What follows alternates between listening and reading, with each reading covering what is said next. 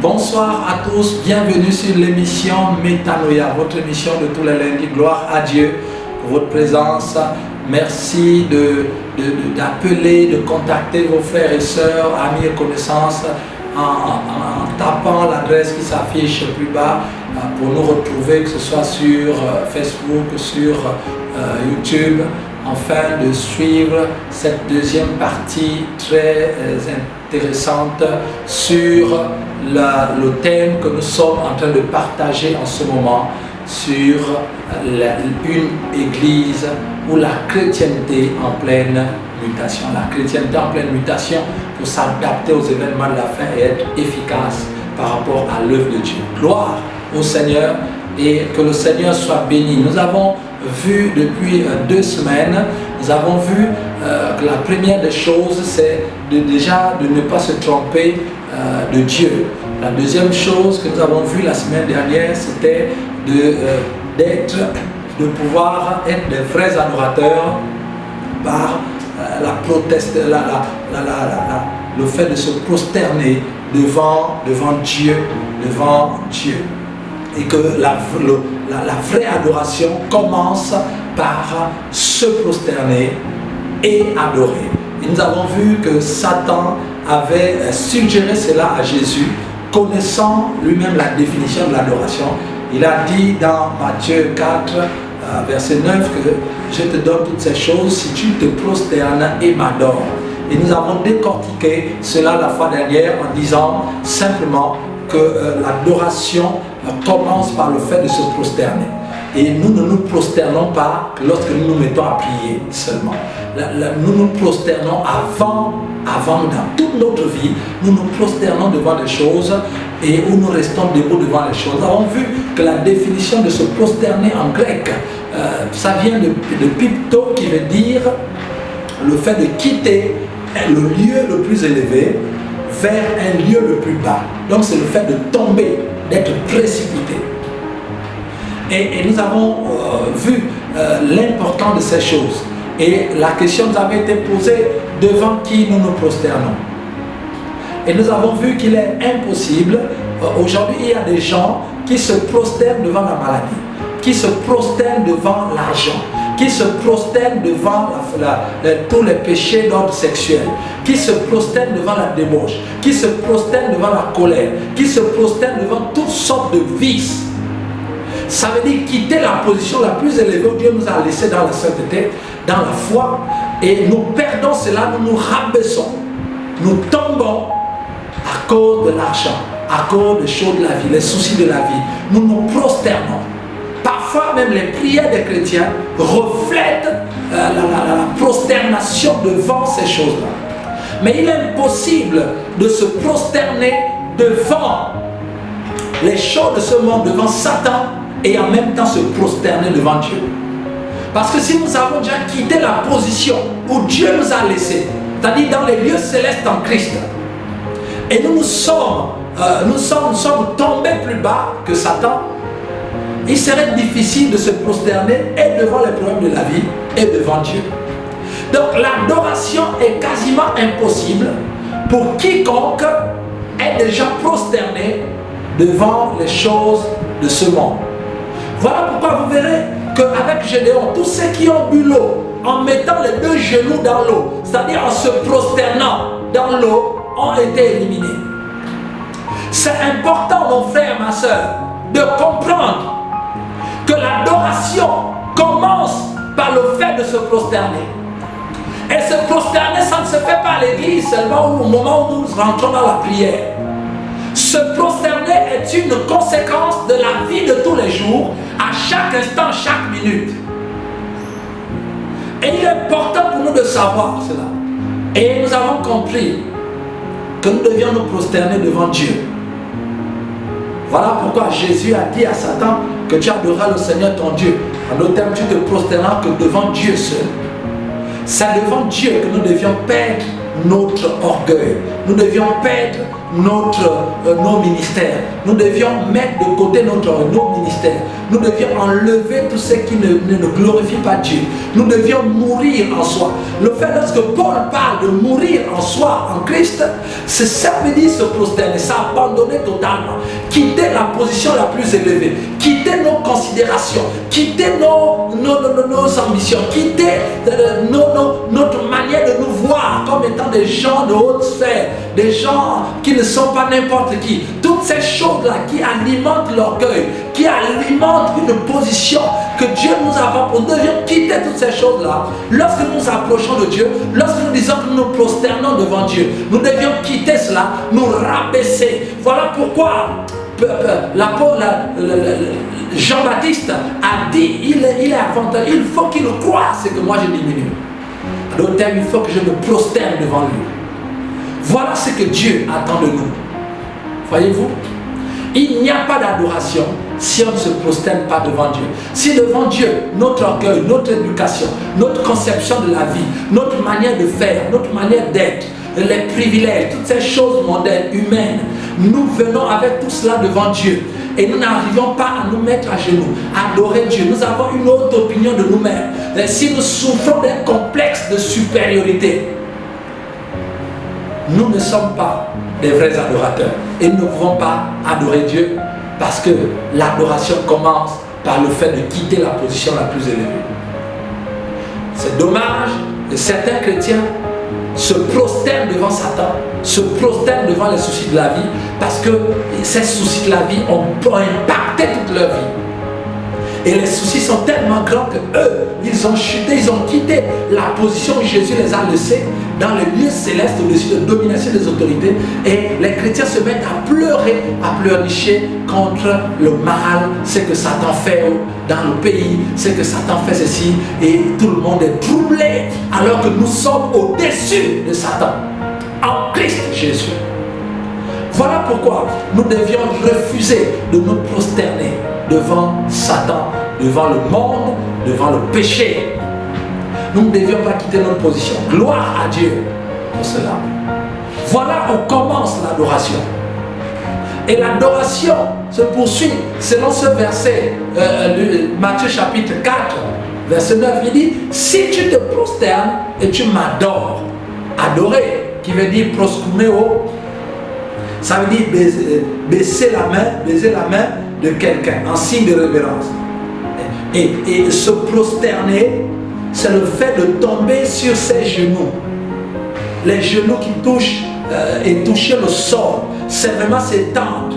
C'est une expression de révérence. C'est volontaire. Je décide de m'étendre, je décide d'adorer, je décide de me prosterner. C'est en même temps s'agenouiller, c'est se prosterner, rendre hommage, marquer son obéissance.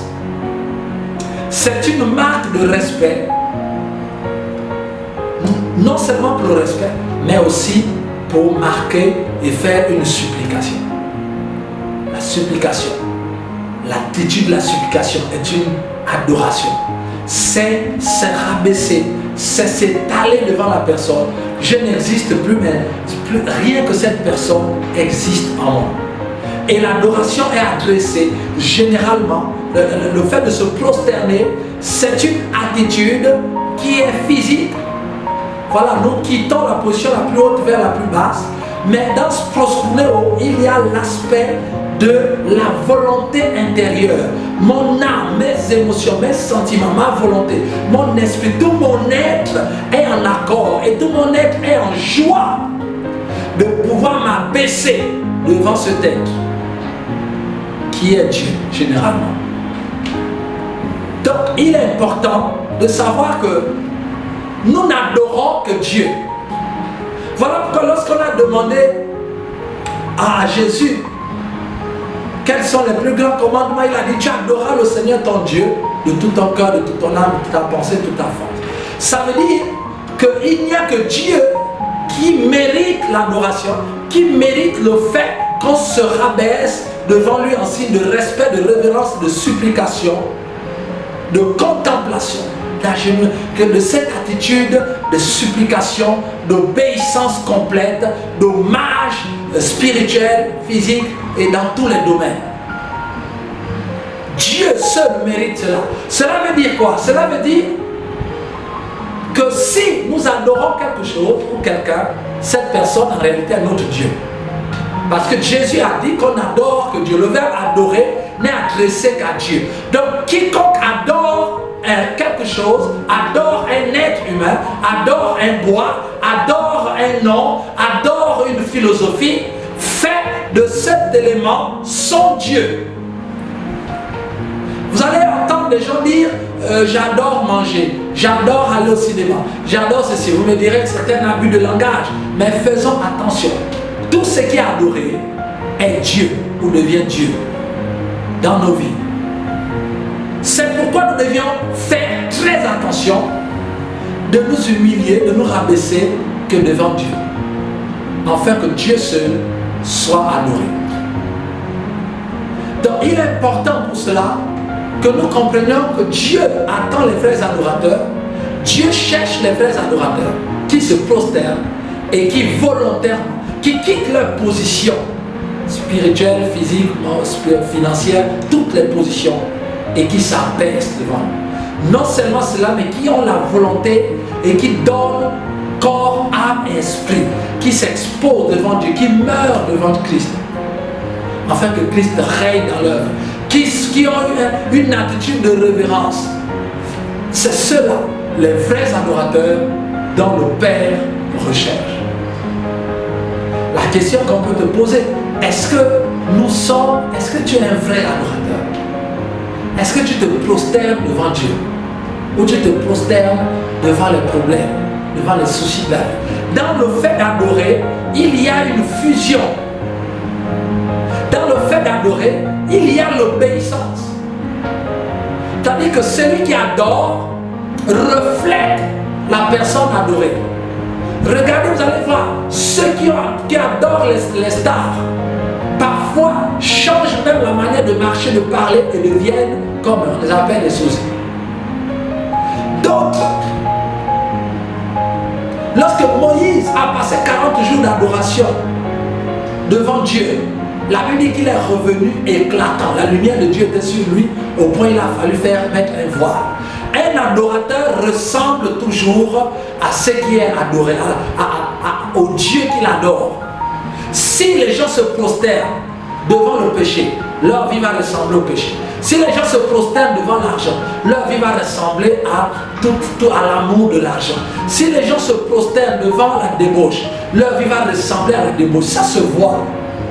Parce que nous faisons un avec l'objet adoré, avec l'être adoré.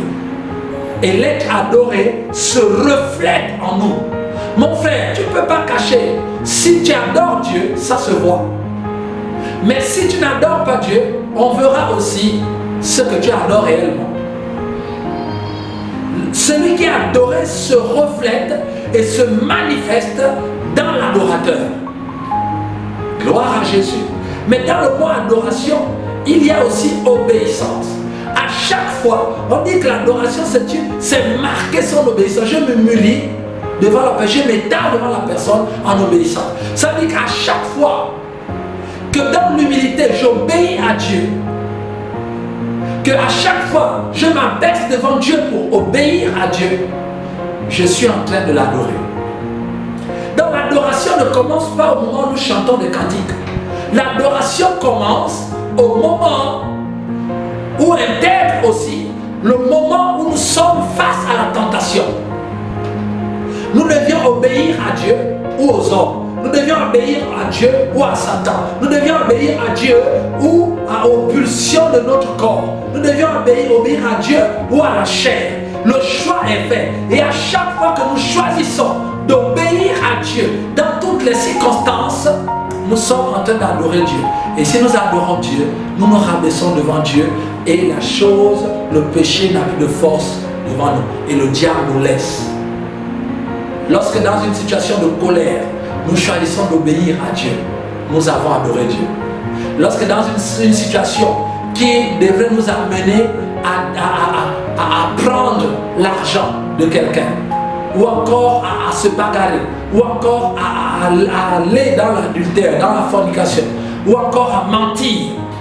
Si nous choisissons d'obéir à Dieu, nous sommes en train d'adorer Dieu parce que nous nous abaissons devant Dieu et nous les levons au-dessus de nous. Alors lorsque nous rentrons dans la prière, vous verrez, nous constaterons que l'adoration sera facile, que ce serait facile de rentrer dans la présence de Dieu, de saisir la présence de Dieu, de ressentir, de recevoir son toucher. Pourquoi? Parce que l'adoration n'a pas commencé au moment où, où le dirigeant de la réunion dit « Élevons nos mains vers le ciel, prosternons-nous ». Non, notre adoration a commencé depuis le matin lorsque nous avons décidé d'obéir à Dieu, lorsque nous étions en tentation, lorsque le diable nous a tentés. Voilà pourquoi lorsqu'Adam et Ève ont péché, il y a eu la mort spirituelle, la séparation avec Dieu. Parce que lorsqu'Adam et Ève ont péché, ils ont choisi de ne pas adorer Dieu. C'était un choix de ne pas adorer Dieu. Par leur désobéissance, ils n'ont pas adoré Dieu. À partir de là, le Dieu n'était plus élevé au-dessus d'eux. Dieu n'était plus considéré comme étant le plus élevé. Ils ne se sont pas baissés devant Dieu. Ils ne se sont pas prosternés devant Dieu. Ils n'ont pas adoré Dieu. Voilà pourquoi Dieu, il y a eu mort spirituelle. Parce que Dieu n'était plus celui qui régnait au-dessus d'eux. Parce qu'ils ne l'ont pas adoré. Ils n'ont pas obéi. Ils ont obéi plutôt à Satan. Et en obéissant à Satan, ils ont adoré Satan. Et adorer, c'est se rabaisser, nous avons vu, c'est aller au point le plus bas. C'est-à-dire qu'ils sont descendus au point le plus bas que Satan. Et Satan a pris le contrôle. À chaque fois que nous ratons une occasion d'adorer Dieu, nous sommes en train de donner à Satan une opportunité d'être au-dessus de nous. À chaque fois que nous acceptons d'adorer Dieu, nous donnons à Dieu la possibilité de régner sur nous et nous mourons en Christ. Et Christ devient notre maître et nous sommes des véritables adorateurs. Voilà pourquoi Jésus a dit, je cherche, Dieu cherche des vrais adorateurs. Alors par la définition qui nous est donnée ici, dans la conversation des deux personnages célestes qui étaient au ciel, qui connaissent réellement l'adoration, nous tirons des éléments fondamentaux pour l'adoration. Est-ce que ces éléments sont dans ta vie, oui ou non? Est-ce que dans ces temps de la fin, où Dieu cherche des adorateurs, est-ce que nous sommes véritablement des adorateurs? Parce que Dieu va utiliser les adorateurs. Dieu va travailler avec ceux qui fusionnent avec lui, avec ceux qui sont obéissants, avec ceux qui vraiment se rabaissent devant lui, qui quittent leur position élevée, qui meurent en Christ. Ceux qui ont décidé de donner leur vie à Jésus, ceux qui ont décidé d'obéir à Christ, ceux qui ont décidé de ne pas suivre le péché, ceux qui ont décidé de ne pas suivre les attraits de ce monde, ceux qui ont décidé de mourir en Christ, de donner leur vie, esprit, âme et corps, qui ont décidé de quitter leur position et de s'abaisser devant Dieu. Les vrais adorateurs, le Père les cherche. Ceux qui adorent Dieu en esprit et en vérité. En fait, dans ces derniers temps, si nous voulons être puissamment utilisés par Dieu, nous devions nous asseoir et réfléchir sur le culte que nous rendons à Dieu jusqu'à présent, ou que nous avons rendu à Dieu jusqu'à présent. Est-ce que c'est un culte agréable? Est-ce que nous sommes dans notre vie de tous les jours des adorateurs que le Père recherche ou pas? À la lumière de cette parole, je crois que tous les éléments sont là pour que nous puissions savoir qui nous sommes réellement. Si cette question n'est pas résolue, nous aurons du mal à être des véritables adorateurs et nous aurons du mal à voir la puissance de Dieu se manifester. Car Dieu manifeste sa puissance sur ses adorateurs. Que toute la gloire revienne à Dieu. C'est pourquoi je vais prier avec toi. Seigneur Jésus, merci pour cette parole. Merci de faire de chacun de nous des adorateurs. Que toute la gloire te revienne. Parce qu'une nouvelle vie commence pour nous. Père, dans ces temps de la fin, nous voulons vivre comme tu le veux. Nous voulons être des véritables adorateurs qui adorent le Père en esprit et en vérité. Libère chacun de nous de tout ce que Satan a mis comme piège, afin que aucune chose ne soit au-dessus de nous, ni Satan, ni le péché, ni le monde. Seigneur, interviens par ton esprit, afin que les positions élevées où nous sommes mis que nous puissions tomber devant toi, afin que toi seul règne, reçois honneur, puissance et gloire au nom de Jésus. Amen. Gloire à Jésus, que le Seigneur soit béni et nous nous retrouvons lundi prochain. Que Dieu vous bénisse.